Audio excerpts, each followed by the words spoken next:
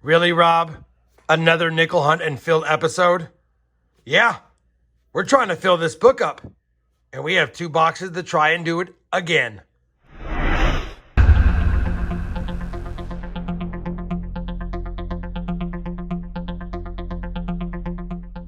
Hey everyone, it's Rob with Rob Finds Treasure, and welcome back to my channel.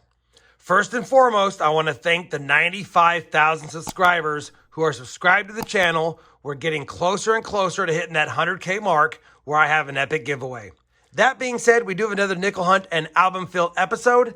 This is going to be episode number 43, boxes 69 and 70. Now, for those of you that have not been watching or following along with this series, I always have a link to the series playlist both down below and up here if you'd like to check it out. Now, if you're already caught up, obviously you'll know right now we're only needing one more nickel to fill the album.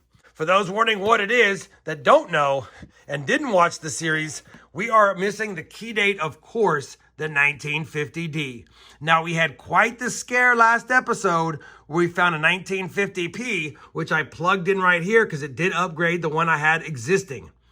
The rest of the nickels in the album are completed, and most of them are in really good shape. We could definitely use some better war nickels and some upgrades in the 30s as well as 40s and some of the 50s, of course. But we'll look for those in these boxes.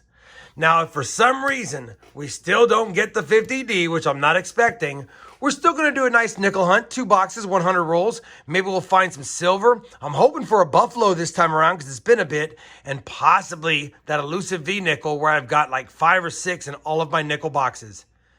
Now, for those wondering, I already popped the top of both boxes. I did take notice that we did have circulated nickels, which is good because I've been getting my fair share of uncirculated boxes lately. But with a couple of circulated nickel boxes, we've definitely got ourselves a nice 2-box hunt ahead of us. Now, of course, I'll be using my nickel coin hunt mat. This is the stacking silver mat. Let me go ahead and switch this one out and make sure we have the right mat for the right karma for these 2 boxes. And there you go. Now, if you'd like any one of my coin hunting mats, I always have links to those also down below in the video description, as well as a quick link up here. You're more than welcome to check it out. I use these to sort my finds, as well as to look for any of the varieties for Buffalo nickels and Jefferson nickels that maybe we'll find. All right, you guys know the drill. We're going to get right to it. We have 100 rolls to hunt. We're going to kick it off with the first roll of box 69, and I will bring you in if and when we have a find to share. We're on roll number 14, and I have to laugh because other than a couple of 59Ds, we have found nothing. And I thought we were still going to find nothing, but somehow, some way, this shiny coin that I thought and I knew was polished, when I looked at the date, it's a 1943. So, of course, I flipped it over, and not only is it a 43, but it's a polished 43D. Unbelievable. It's a silver war nickel, and I would have missed it by the edge a million times because it's been heavily polished. And this reminds me of those nickels that you might find in one of those wartime sets where whatever company put those sets together, they'd polish all of the steel cents and all the war nickels to make them look shiny. It may be that, it may not, but to any extent, we found a 1943D. It's 35% silver war nickel. We'll take it. It's the first 40s nickel of the box, and it's silver. Roll 16, our second 40s find. It's going to be a 1946 Philadelphia. We'll just check that R on the reverse, see if it has that notch. It doesn't. Probably not a Henning nickel. I'll still weigh it up, and if it weighs heavy, I'll bring it back. Otherwise, 2 40s, 1 silver, and 2 50s. Same roll, and I had this reverse facing, so I quickly flipped it around because it looked old, and it's a 1939. If this is a 39 DRS, it will be a key date nickel. I think I saw one. Let's flip it. And we did. And I think that's going to be a 1939 S.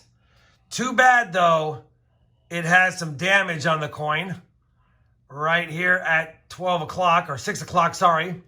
And that is definitely somebody who tried to punch it.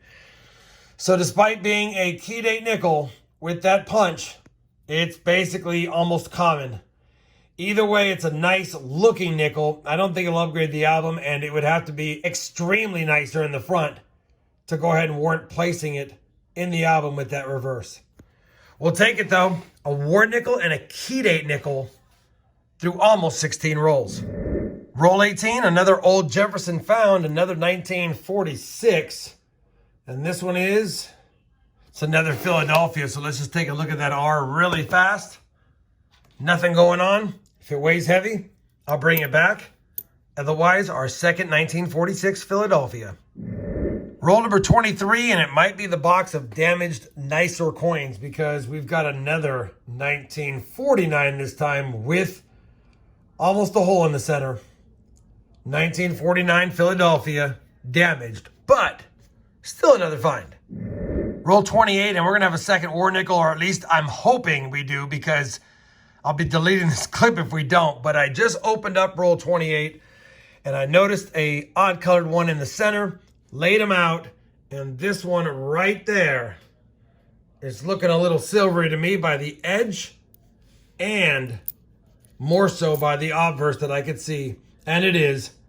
And it's a 43p, so we get to check it for the 3/2 over date, which I don't see, and the doubled I also don't see. But none of that matters. Two more silver war nickels, barely halfway through the box, a 43p, and a polished 43D. Now let's get a Buffalo and a 50D. Roll 32, another 40s find, and this one actually is a 1940 Philadelphia. Roll number 35 is going to a couple of finds because we do have a early Jefferson in the front, and I can already see it peeking out when I took a peek up. It's a 1941. The first one is a 1948 Denver, which we like. And of course, we saw the 41, but we don't know the mint mark yet. And it will be a 1941 Philadelphia. Roll 36, another 40s nickel, and this one's going to be a 1947. And that could be an S. And it is. 1947 S, 1 year off, a semi-key date. Roll number 43 is going to have a couple more finds, and it's the same story. We've got one in front, and this is going to be a 1942, but it's not going to be a silver nickel because it is not comprised of silver and doesn't have the mint mark above the Monticello. Matter of fact, it has no mint mark, so it's just a 1942 transition year nickel, which I will still take. We didn't have one in this hunt. And then we also saw just a few coins behind it, a 1940 Philadelphia as well. Roll 45, another 40s find. This one's a 1947 from Philadelphia. Roll 46, we're going to have a damaged 1940. And this one is minted in Philadelphia as well. Well, we finished box 69 of the hunt, and it was a great box. We got 18 in the 50s. We got 13 in the 40s, including 2 war nickels, and 1 in the 30s. Although it's damaged, it's still a nice 1939 Denver key date nickel. Got that 39D and a couple of war nickels, and I was optimistic that maybe we'll get a 50D in there, but we didn't. We didn't get any 50s. But we did get a couple of 1958 Phillies, which are better dates, although nothing really in that great a condition. Box 1, 32 finds. Can't get mad at that. That's a great box. 2 silvers, no Buffalo still, and we didn't get the one we needed. But we've got 50 rolls to go. Box number 70, I'll bring you guys in if and when we find a good find. We're on roll number 10 of box number 70 of the series, second of the hunt, and we have our first 40s Jefferson, and it is going to be a 1940 Philadelphia. We'll add that we have found a few 50s, but that's it so far. Slow start to box 2. Roll 11, back-to-back rolls with the 40s find. Pretty nice 1947, and I think that's going to be a 47S, and once again it is. And once again, it's 1 year off a semi-key date, but it's a pretty nice 1947 regardless. Roll 14, you get another 1947. Pretty much an ugly one, but it's still a 47 nonetheless. And that one's Denver. Roll number 18, and we're going to have another old Jefferson. Pretty slick, too. It's a 1939, so based on this condition, I would say it's probably not going to be a key date. But if not, we can check it for the DDR if it's a 39 Philadelphia. Yeah, and I don't see a mint mark, but let's just confirm. Confirmed. Is there any doubling? There is not. We now have the 39 P and S, and if we get the Denver, we'd have the 39 set. Roll number 32, and it's been a while since we had a find other than a few more 50s, but I do have a 1940 nickel here, minted from Philadelphia. Roll number 35, and we are going to get my favorite nickel find. Hunting through the roll, and I just started to expose a Buffalo nickel. Hopefully it's got a mint mark. And I don't think it does, but we'll just double check it under the scope. And it doesn't. It's also pretty slick, so I'm hoping we have a date, but likely not.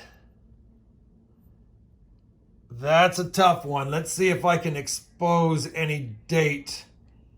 I don't see a date. Let's look at it under the scope. There's a little bit of detail there. It could be a teens, but I'm not sure. Let me go ahead and take a closer look at it with the loop. And if I can't get a date, I'll have to nicodate it and I'll bring you guys back in. Hoping I don't have to, but judging by the amount of wear, that's going to be tough to confirm an actual date. But let me see if I can, and I'll bring you right back. Well, unfortunately, I couldn't extract a date, so I had to use nicodate. I do have a link to that down below in the video description, and you guys will probably be able to see it. It's a 1919 Philadelphia. We'll take it. Teens Buffalo nickel in the box. Maybe there's another one. Roll number 40. Box is starting to heat up a little bit.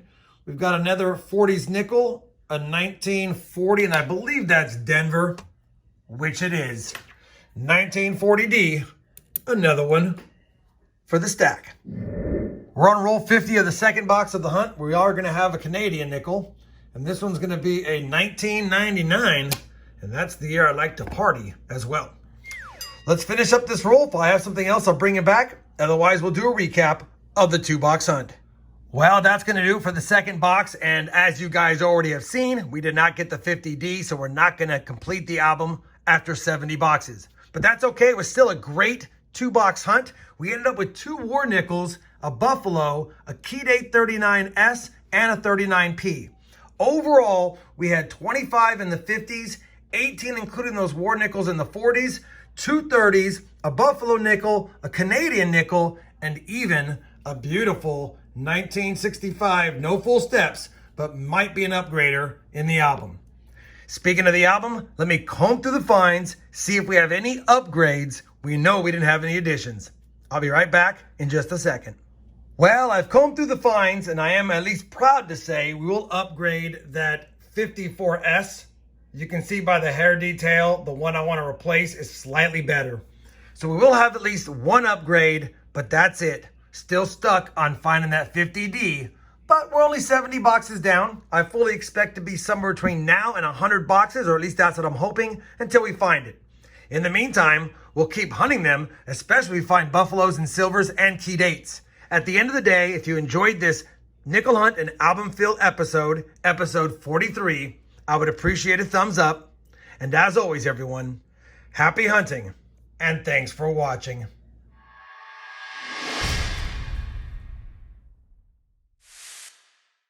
And of course, we have to add those 2 silver war nickels to the 2021 silver jar, which is now 2/3 of the way full.